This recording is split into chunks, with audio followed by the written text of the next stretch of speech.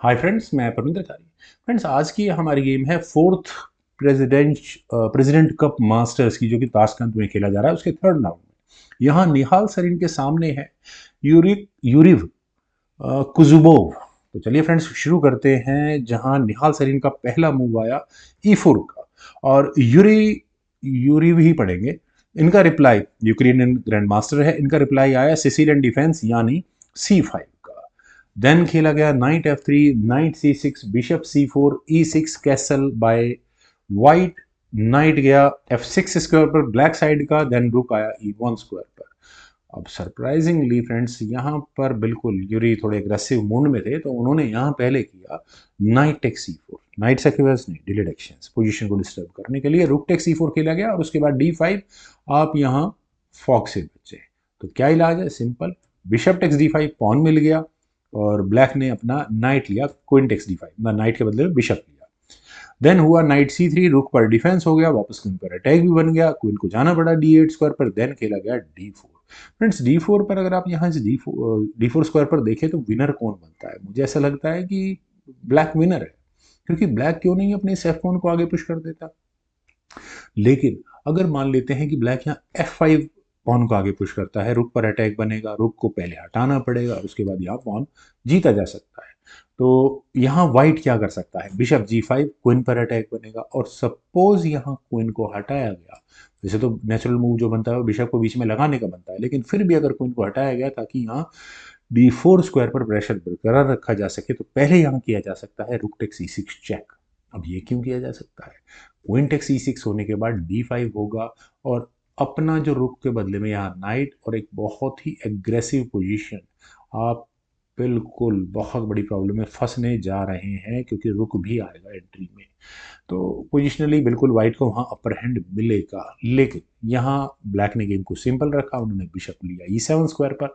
Bishop F4 हुआ, C takes D4, knight takes D4, और वैसे तो कैसल बनता है, काफ़ी देर हो चुकी है कैसल किए हुए, लेकिन बिशप D7 के ऑप्शन को चुना गया, और ऐसा करने के बाद क्वीन डायरेक्टली गई H5 स्क्वायर पर, और क्वीन के H5 स्क्वायर पर आने के बाद ब्लैक ने कैसल कर लिया, ये ठीक है। रुक आया D1 स्क्वायर पर, और रुक कहाँ परेशान करेगा? बिल्कुल।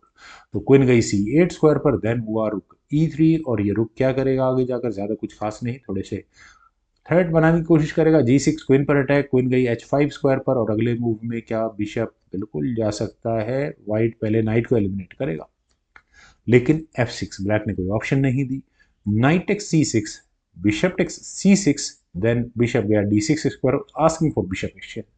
Bishop takes D6, rook takes D6 accept किए, पॉन पर खतरा है तो डायरेक्टली आगे पुश कर दो, सिंपल है।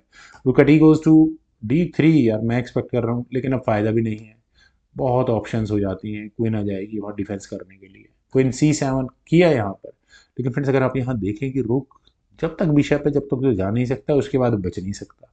क्वीन E3 व्हाइट ने किया, किंग गया G7 स्क्वायर पर। देन खेला गया H4, H1 आगे पुश हो चुका है। अब चूंकि अटैक घर में घुसता आ रहा है, तो क्या करें? थोड़ा सा मेटल एक्सचेंज कर लो, रुक D8। एक्सचेंज होने के बाद आपको ब्रिदर मिलता है, बहुत अच्छा, गेम इक्वल रहती है। लेकिन यहाँ खेला गया रुक F7, और रुक के F7 स्क्वायर पर आने का इमीडिएटली कोई प्रॉब्लम नहीं है, लेकिन व्हाइट की स्ट्रेटेजी क्लियर है। उन्होंने किया H1 आगे पुश, और जितना हो सके उतना डिस्टर्ब किया जाएगा यहाँ पर गेम में, और स्पेशली अगर नहीं, उससे तो फर्क नहीं पड़ेगा। पॉन अगर जी टेक्स H5 पहले ब्लैक नहीं चुनी, ऑप्शन नहीं खत्म होगी। नाइट गया E4 स्क्वायर पर, और फ्रेंड्स ये नाइट E4 क्वीन से चेक, देखते हैं क्या होगा। Bishop takes E4, knight eliminate ही कर दी, बात ही खत्म हो गई। क्वीन टेक्स E4 यहाँ चुना गया, और अब क्या करें? क्या किंग को वापस ले जाएं? बिल्कुल ले जाएं, समय था, लेकिन रुकाया E8 स्क्वायर पर। अब E8 स्क्वायर पर क्यों? ब्लैक के दिमाग में क्या यहाँ इस F1 को आगे पुश करना है?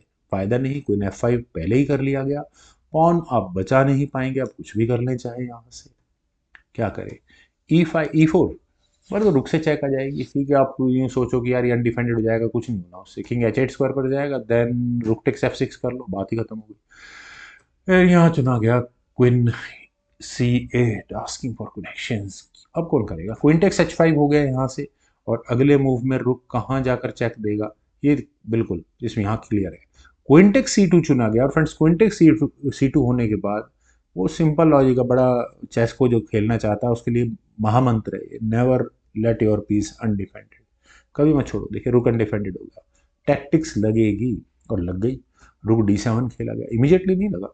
अब क्या करें? देखिए जिस तरह की गेम बन चुकी है, बिल्कुल चेक देकर अपनी जान बचाने की कोशिश करनी चाहिए थी। वैसे तो देखिए रुक पर तो क्लियर क्लियर मुझे नज़र ही आ रहा है, रुक से डिफेंस हो सकता है इसका। एक बार थोड़ा आगे गेम बढ़ाता हूँ मैं। क्वीन से चेक दी, किंग भी H2 स्क्वायर पर जाएगा, देन रुक हो गया डिफेंस यहाँ से। Rook takes F7, rook takes F7 ही करना पड़ेगा, देन क्वीन G4 चेक, तो क्वीन बीच में आ गई, गेम ठीक रहती है यहाँ से।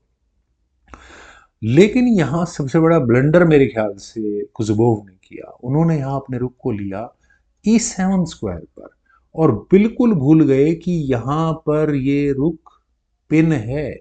और निहाल सरीन इस मौके को क्यों छोड़ेंगे? चाहे तो वीडियो को पॉज करके मुझे कमेंट में बताएं कि आपको समझ में आया नहीं आया कि यहाँ निहाल सरीन ने जब अपना लास्ट मूव चला था, वो था क्वीन टेक्स E8 का। फ्रेंड्स ये शॉकिंग मूव है कि यार ये कहाँ से निकल आया, आपने सीधा सीधा रुक गिफ्ट कर दिया ऑलमोस्ट।